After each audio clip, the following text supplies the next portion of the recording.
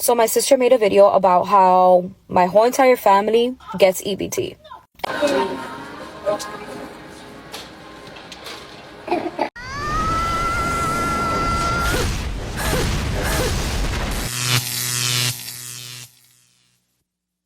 Welcome to The Wall. Today we're going to talk about something many of us already knew, but few dare to say. People living off the government who don't want to work and are now complaining because Trump, with his new law, is taking away their benefits. Is the Section 8 and EBT party over? Get ready, because what you're about to see is pure shamelessness and the reality of a system that's finally starting to wake up. We want you to smash that like button. Help us reach our goal of 1,000 likes on this video. Leave a comment with your experience and wisdom. We always pin the best comment for the community. Subscribe, and let's get started. So my sister made a video about how my whole entire family gets EBT. And everyone is calling us bums because we don't work and we live off the government. And we are proud of that. Growing up, this is what we were taught. We were taught to not have to work. We were taught to live off the government because it is there for us to use. And from what I could remember, it all started back with my grandparents. My grandparents used to get the paper, like the paper coupons to go and pay for, food and stuff like that. And that's when I was like, this is free money. Like, what? So living off of EBT is literally a tradition in our family. Once my grandparents passed away, my mom started, applying, and she got approved for all 6 of us kids. And then, once my sister got older, she had her first child, she applied for food stamps and she got, it was just like, a domino effect. One after another, we all got approved for EBT. And guess what? It's not going to stop there. Why? Because I have taught my children, and I'm going to be teaching my grandchildren, that they should do the same thing. They don't have to work. They could just have children, put themselves on EBT, get child support, all of that I do so I don't have to work. They could do it themselves too. Cocaine is a hell of a drug. This is outrageous. That's why I completely agree with taking away their food stamps. People get used to not wanting to work. And the worst part is that the ones who have the most kids are usually the ones living off these benefits, perpetuating the same cycle. How are they supposed to want to work and be productive members of society if their parents never taught them that, because they themselves never were? How are they going to strive to get ahead if no one in their family does? You are a reflection of the 50% of the people around you. If your family lives off the government, there's a high chance you'll end up the same way.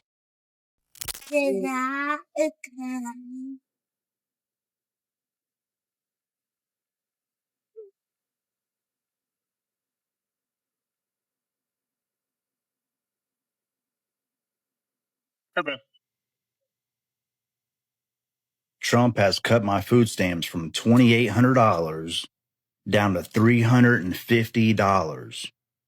Now, what am I supposed to do? So I literally just got this piece of mail today saying that due to new policy changes from the Trump administration, all this shit, whatever, that all these cuts and whatever he's doing over there, now they're telling me I have to go work. Now I have to go do all this. Well, I literally got 5 kids. Okay. I'm trying to sit here and spend time with them. I'm not trying to go work, 50, 60 hours a week so I can pay bills. I just really don't understand. I voted for him this last election because I thought what he had good was going on, but now all of a sudden, all this policy stuff's coming out, and now he's making all these cuts, and now he doesn't want to help the less fortunate people no more. I'm done with that guy. I'm not. If he gets voted in again, I'm leaving this country.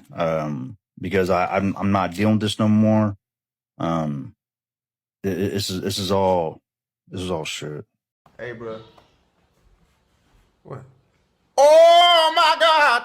How do you leave the country if you have no money? This is a country being drained by parasites. When a society only wants to live off handouts, it loses all motivation to work or build something. Why would they want to start a business or improve themselves if they know that doing so means losing their benefits? Half of the productive population is literally supporting the other half that doesn't want to do anything. And the most alarming part is that the lazy ones reproduce more.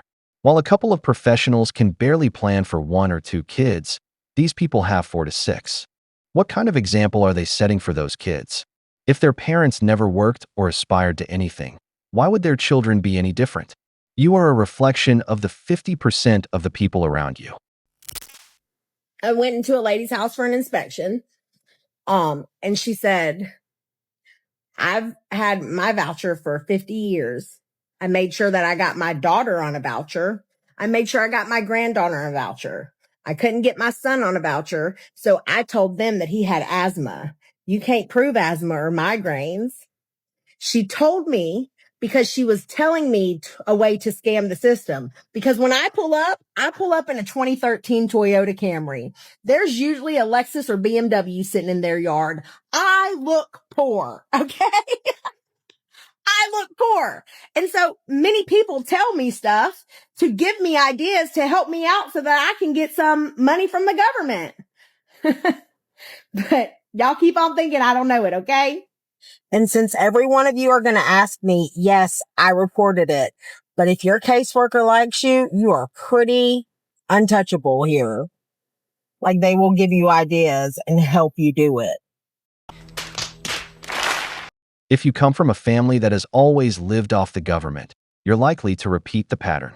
That's why you see so many women raising their kids the same way they were raised, with multiple fathers, lots of kids, and a government check as a life plan. If you look at the times of greatest productivity in this country, it was when there were fewer handouts. More people were willing to work, more folks were starting small businesses, more fathers were teaching skills to their kids so they could work in the family business. You don't see that anymore, especially not among the children of people who live off those benefits. If my grandma drives a Lexus, pays little to nothing because she gets government assistance, and lives in a nice house, why wouldn't I want the same? Why would I work 8 hours a day for a paycheck if the government can give me money just for existing? And if I have a kid, even more money. On top of that, there's the child support she gets for that kid. That's the mindset of these types of people. That's why you'll never see anyone from those families creating value for society. Let's go to Costco, family of 6 that receives food stamps. I did one video on the Medicaid lady and my algorithm is now just fucked with food stamp food hauls. All right, you want to put it out in the public? Then I'm going to go ahead and pick it apart. Let's see what you got. I'm going to go look for trash cans because mine broke and I really want the side-by-side ones. So let's go see if they have them. Trash can talk really got me because I can remember when my youngest was born, we were super duper duper fucking broke and we needed a new trash can and I had to shave $20 off of my grocery budget so that I could buy a $20 trash can from Walmart, and we still have it. It's in our bathroom. It was one of the Rubbermaid ones, you know what I'm talking about? I remember it because I really did want one of these. I still don't have one of these because I can't justify spending over $100 on a trash can. Newsflash, at the end of the video, she doesn't get her trash can from Costco. She has to order it from Amazon because Costco didn't have it. We're not off to a good start. Buddy, grab it. Oranges, the onions, the chicken, fantastic. You're gonna make some fantastic dishes with that. Dishes that are gonna last you probably a couple meals. Cotton candy grapes cost a little bit more than the regular grapes. We can't afford to buy cotton candy grapes. The cookies is wild, okay? For $10, you can buy everything that you need to make chocolate chip cookies, and it will last you. You'll make up to 130 or so cookies if you do them in batches. You can freeze those cookies, and they'll last you probably a good 2 weeks. Ask me how I know, because we had to start doing this. Because we were also buying prepackaged cookies, and then we couldn't afford it anymore. And so I had to start buying the ingredients and making cookies at home so that my kids had snacks. But let's carry on. Can you even pick that up? Oh my gosh, muscles. So they didn't have the trash can that I wanted, so I'll just have to order it on Amazon. All right. Can I put it in there, Mom? Sure. Put it on the bottom, please. You have to lay down, baby. And you lost me. Again, we used to buy these, but we couldn't afford to do it anymore. Same with these. Chicken nuggets, fine. The bread, fine. You got a couple frozen pizzas under there. That's pretzels, also something we can't afford to buy. Big ass pack of yogurt. I mean, yeah, it's probably better than the packaged cookies at the end of the day, but we couldn't afford a big ass. I can't afford to buy any of this shit on a weekly basis or bi-week or even monthly. I can't afford it. Hour in and out of Costco, stuck to my list pretty well, and ended up spending $375. And then we have to go pick up a Walmart order for $65, $440 total. It wasn't enough that I spent $440, but Walmart decided to not give me some of my items. So I'm going to run into Target real quick and grab the rest of what I need. My weekly budget for groceries is $200. This is a monthly haul, and it's quite possible. My $200 also includes laundry detergent, dishwasher detergent, dish soap, hand soap, like all that odds and ends type of shit that you need for a house. My actual food budget is probably closer to $120. That puts me at right around $500 for a family of 4. I have to budget so close, like within it's, and there's no way in hell we would be able to get any kind of SNAP benefits, or even if I could, like I wouldn't because, you know, we aren't going to do that. Technically, we don't need it. I always saw SNAP and welfare and food benefits for people who really need it, for people who randomly, you know, just lost their jobs and are in dire financial straits or had house fires and lost it. See, when I think of that, that's what I think. And you had said in your comments, you and your husband are both students. He works 50 hours a week. You undoubtedly make money on TikTok, maybe. I'm not sure. I didn't look that close. I'm fine with my taxpayer dollars going to help people in need, but when you come out on the internet and you show everybody all of the garbage that you're buying with, I mean, you get defensive when people call you out on it. It's fucking wild. It's infuriating to see this. You know that if you don't get up at 6 a.m. today to get ready and go to work, your family won't have food on the table. And then you see people who don't use money to move forward. They turn into parasites of society, doing everything they can to squeeze every last cent out of the system. Are they truly in need? No, they're not. Did you see any disability? I didn't see anything. What I saw was someone who simply doesn't want to work. I'm sure many people watching this video have 2 jobs. And if they're married, their wife works too, just to survive. They're constantly juggling money, cooking at home, cutting back on going out just to have some kind of emergency savings. Meanwhile, you see people like this with money in their bank account, nice cars, shopping in excess. And all of it, why? Because you, the one who works, are the one supporting them. That's not how it should be.